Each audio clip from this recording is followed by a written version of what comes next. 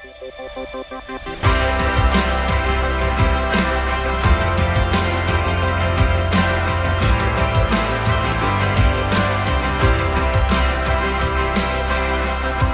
Mark, I'll kick off with you.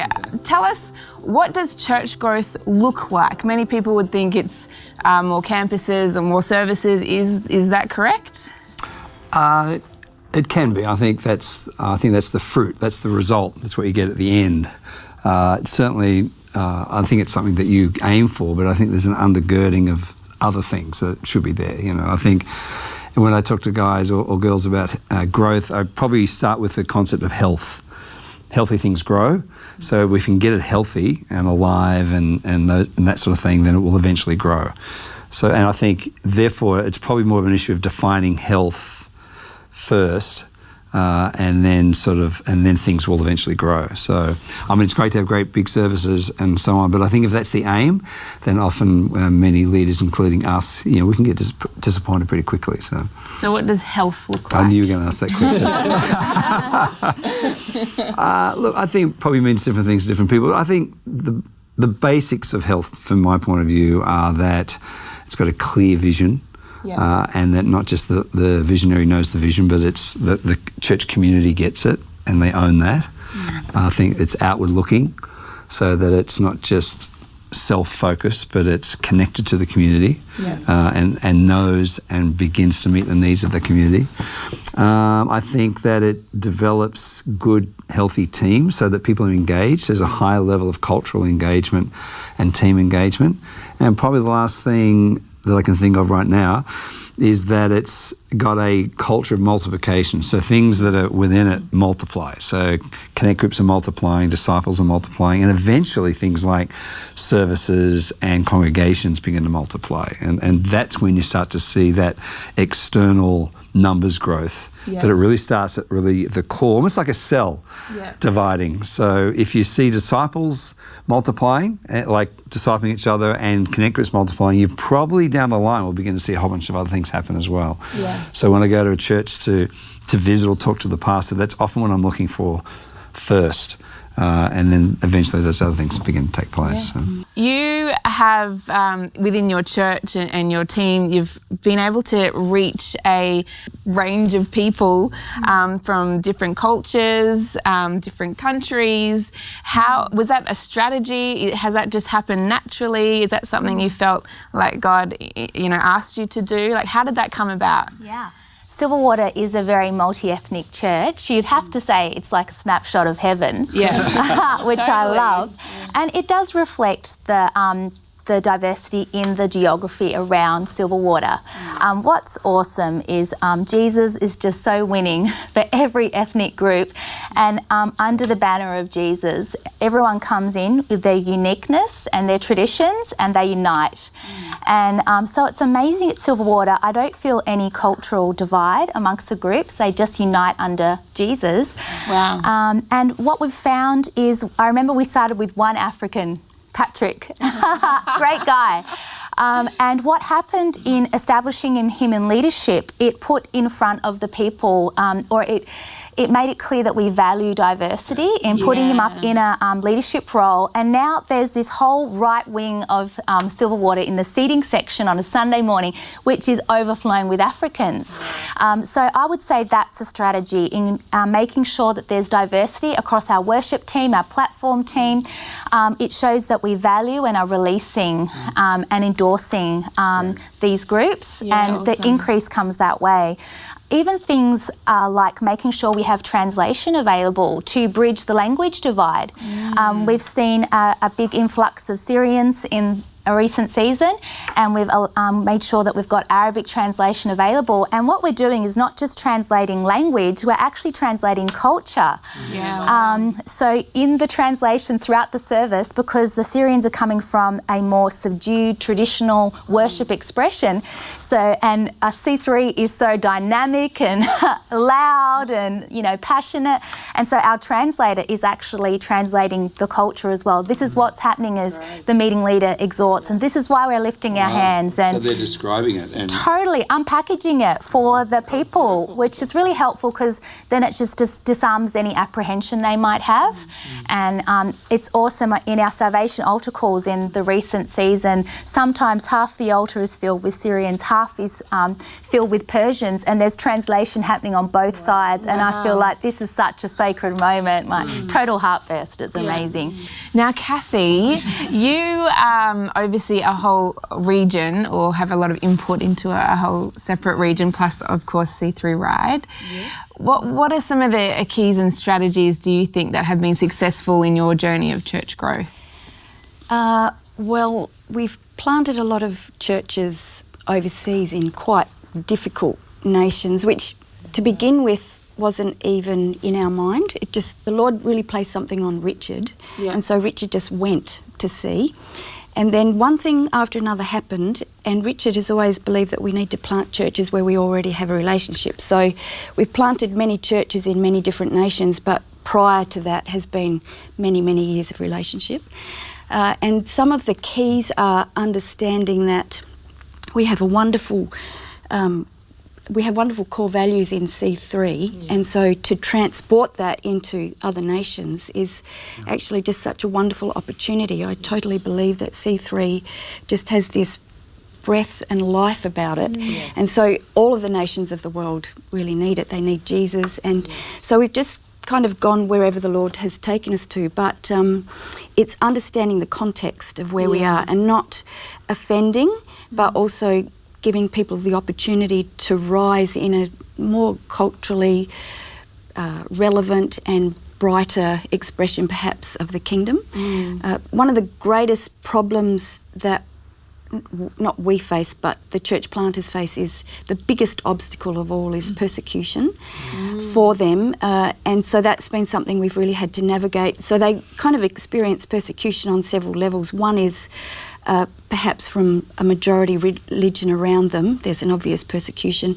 Another is from traditional churches that feel very threatened by something new, and so that's caused a lot of opposition, and also bureaucratic difficulties. So in every nation there's many, many rules around what Christians can and can't do, and so that's been quite difficult. And the other thing that's actually we've noticed is that often when somebody becomes a believer in those nations, they lose their entire family. So you've got persecution on many levels, but I will say that they are amazing. Like, they are unbelievable. Their resilience, the resilience of the church planters, because we need to remember it's not just them, it's their little children and it's their families. Many of them have the opportunity to leave but decide to stay. And so they've got this incredible resilience. I just look at them and I think, oh my goodness. And the other thing I would say, they adapt easily. So one beautiful church which we planted about 3 years ago has had enormous growth, and it's in a very difficult region with a lot of opposition. And so every time somebody becomes a Christian, they are forced to leave their family.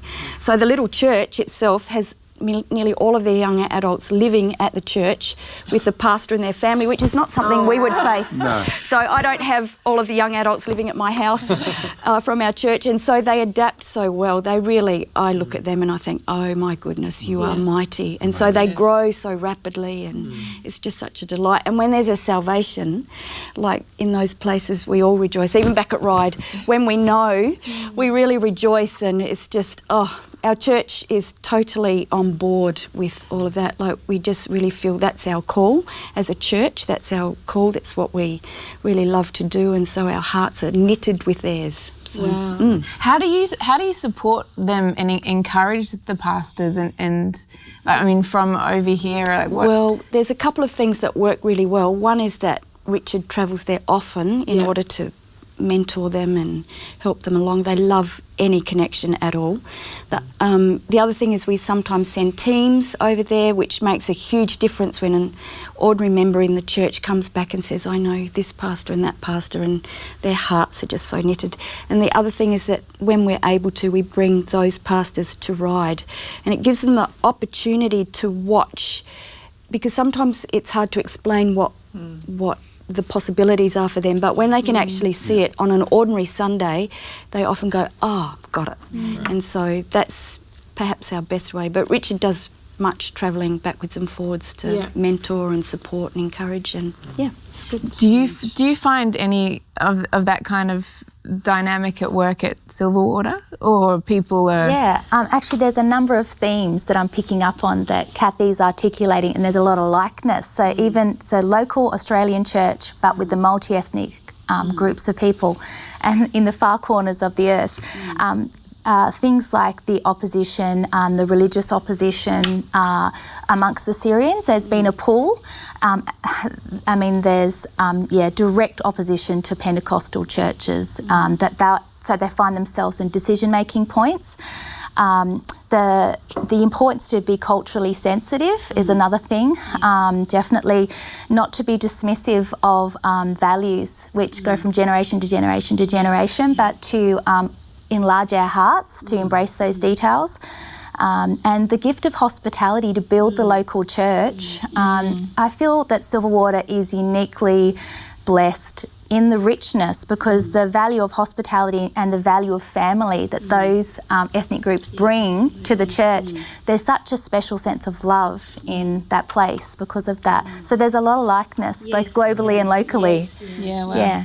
I'm sure we've all heard the phrase, everything rises and falls on leadership. Yep. How do you think that relates to church growth? Like, how much do you think it is, on the leader and where they are in their personal walk and, things they've got going on in their own life? Sure, yeah. I definitely think that the growth of the leader affects the growth of the church. So we've all heard... I'm assuming that you can have a lid on your leadership. I think the personal growth of the leader can be a lid on the growth of the church. And so yes, I think it's absolutely connected. And for people that are watching who are leaders, how can they be aware or kind of do a self-awareness check, I guess? I'm sure Mark will have the proper term for it. What could be their possible blind spots, their strengths, opportunities for growth? How do you keep growing as a leader? Yes. Is that what you're asking me? Well, I think the obvious ones are your devotional life has to be of utmost importance. The word, praying, listening to the Holy Spirit, being a continual learner is very important. Not thinking that you know it all, being teachable, being humble, listening to others, having people speak into your life, all of those things. I think one thing to remember when you're leading is that people can't follow where you can't lead. And so you have to always be in that position of thinking, I can do this in Jesus, because unless I go there, they can't come with me. And so that, I think it's an incredible opportunity. It's such an opportunity to move into greater things, knowing that people willingly follow, but they can't get there if you can't go there. And I think the authenticity of a leader is important too. I think that people often think that you live this perfect life, and people can't follow that though, because they've got their own struggles, and they're thinking, well, that's of no value to me because you've got the perfect life. So I think a level or a good level of authenticity, and even describing your own trial of faith, because it's only the trial of faith that grows people anyway. Because God grows everybody the exact same way. There's no exceptions, whether you're a leader or not leader, what have you. Everyone goes through a trial of faith, and then that expands your walk with God and your capacity and everything else. And so I think sharing your own journey of that process, I think, is super important. But like Mel said and Kathy, staying on that journey. Because it's not like you arrive. I mean, one day I'd like to arrive and be really good. And one day we will, I think. We are going to arrive. But in the meantime, we're all on that journey. And when I've seen people stop growing is when they've got off, purely as one thing, they've got off the path. And I just keep saying to people, stay on the path. Because there's no other path except a very destructive one. So, Are there things that you've been able to do to help pastors that have... I hope so, have wavered from the path, as you use the term? Yeah, I mean, when I see signs of the wandering, social media is sometimes valuable because sometimes I can hear a sound in the words. We'd say tone, and I'm like, oh, it doesn't feel right. So maybe a bit of contact, or because connection helps. I think. The Bible talks about warn those who that's a very big word, warn, but I think you can warn with grace and love and mercy and because it's often a heart that's been disaffected somewhere along the line, whether towards God or the church, that begins to wander. So I think if you can repair that, maybe gets them back on the track a bit. I think from a younger person looking at people like Pastor Mark and all you guys here, it's incredible the value of example. And I think if we relate it back to church growth, I think a growing church is full of growing people. And I think the beauty of a young person having those examples where you can actually if you do feel yourself kind of swaying in the breeze sometimes, and you can kind of recenter on, people who have already done the distance. And I think an encouragement to the older generation would be actually your example is more valuable than you know. And actually it does keep us young guys centered and, people to look to, how Paul said, follow me as I follow the example of Christ. I think that's really, really important. It's funny you talk about the example, because I was just thinking about how our children, and parenting and pastoring is so similar, is that they actually copy what we do, not what we say. And as leaders, I know, what the... But we have authority in the things that we do, not what we say. And when we're leading leaders as well, it's what we do that we have authority in. And sometimes I watch a worship leader and they're trying to bring a breakthrough, and they'll say something like, come on, let's lift our voice. They say it, but they don't do it. And then there's a ceiling on the meeting, people don't follow them. But if they only lifted and exhorted themselves, then the breakthrough would come and the people would follow them there. So the power of doing, not just saying, is amazing. Wow. Awesome. Yeah, that's a good point. A lot of people think that, church growth it's all about the senior minister and it's their responsibility. And, what can volunteers and team members do to help with church growth? I think one of the key words is responsibility and ownership. And I feel like if I look at my generation, there's a lot of spectators and not many participators. And I think that is an issue, because I think ownership, I think it does two things. One, it silences the inner voice of criticism. I think often when we're spectating, it's easy to criticize, it's easy to be cynical. I think as soon as we take ownership, if we were to be critical, we'd be critical of ourselves because we've owned it.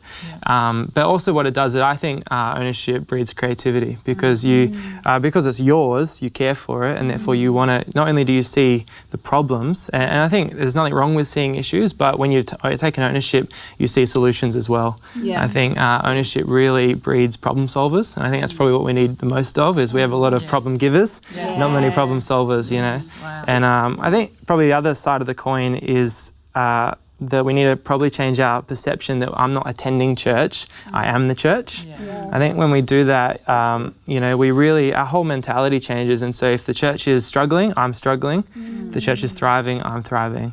And I think that's such an important thing. And I think probably part of that is that we are actually champions of the vision. And so wherever we go, it's not just, it takes it out of Sunday. So on a Monday morning, I'm the church. On a Tuesday when I go to school, I'm the church. When I go to work on a Wednesday, I am the church. And I'm representing God, I'm representing my church, I'm representing my pastors. And I think the beautiful image of it in Scripture is when Moses is on the hill and Joshua's in the valley, and then you got Aaron and Hur either side. And I think that's a beautiful picture of the team working. And it's not just the leader, it's not just the volunteers, it's not just the team members and the staff, but they're all actually playing a part together. And I think that's awesome. Can I ask Mitch, because one of my points of concern sometimes is how to mobilise the next generation out of the place of consideration and spectating into mobility and buying and sacrifice in particular. Have you had any breakthroughs or thoughts as a leader in that generation? I think it's case by case. I think young people today, or millennials even, are very, they need a lot of permission. I found that they're very reluctant to take initiative. And so and I think there's a few factors in there. I think there's a generational factor, there's a family breakdown factor across the generation that has caused a lot of young people to be timid. And I think as leaders, the importance of us showing encouragement and unconditional love and just giving people permission not only to succeed but to fail. I think a lot of people are stuck in this weird place of stagnancy out of fear.